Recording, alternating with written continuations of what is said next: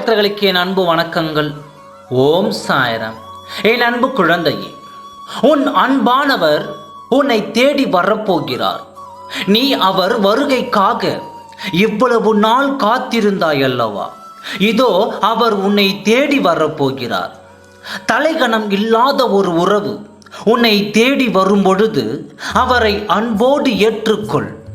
நிச்சயமாக நீங்கள் இருவரும் ஒருவருக்கொருவர் புரிந்து கொண்டு அன்பாக வாழப் போகிறீர்கள், சந்தோஷமாக இருக்க போகிறீர்கள். இதுவரை உன் வாழ்வில் கண்ணீரை மட்டும்தானே அப்படி கண்டாய்.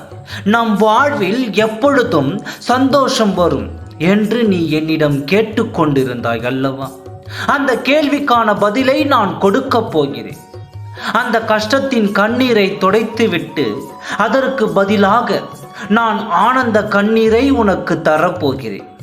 அதை பெற்றுக்கொண்டு என்னிடம் ஆனந்த கண்ணீரோடு நன்றியும் சொல்ல போகிறாய். அப்பா, எனக்கு இன்னும் வேணும், அதை தாருங்கள் என்று என்னிடம் உரிமையோடு கேள். நிச்சயமாக நீ வேண்டியதை நான் தருவேன். சில நேரங்களில் நாம் சில பேரிடம் உண்மையான அன்பும் அக்கறையும் கொண்டு இருப்போம். ஆனால் அதை மதிக்காமல் அவர் சென்று விடுவார். அதற்காக நீ வருந்தாதே. விரைவில் அவர் உன்னை புரிந்து கொண்டு உன் அன்பையும் பாசத்தையும் எண்ணி நிச்சயமாக தேடி வருவார். அவர் உன்னை விட்டு பிரிந்த பின்புதான் யோசிப்பார், ஐயோ நாம் பிரிந்து வந்து விட்டோமே என்று.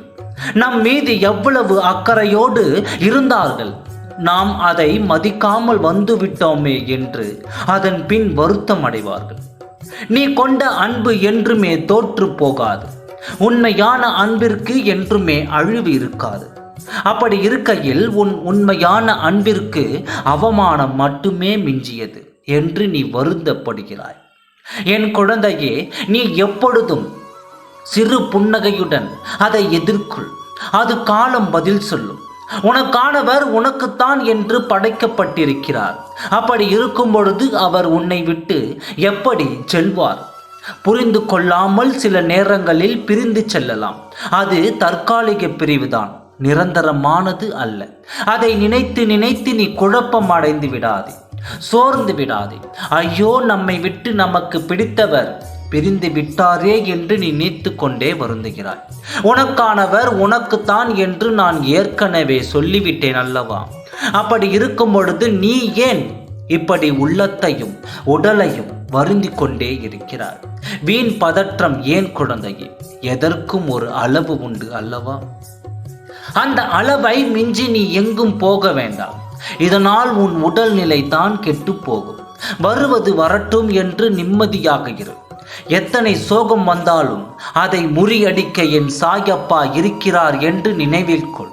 என் செல்ல குழந்தையின் ஆசைகள் விட இந்த உலகில் எனக்கு வேறு ஒன்றும் முக்கியமில்லை. ஆகையால் உங்களின் ஆசையை நிறைவேற்றப் போகிறேன். நிறைவேற்றியே தீருவேன். ஓம் சாய்ராம். நன்றி, வணக்கம்.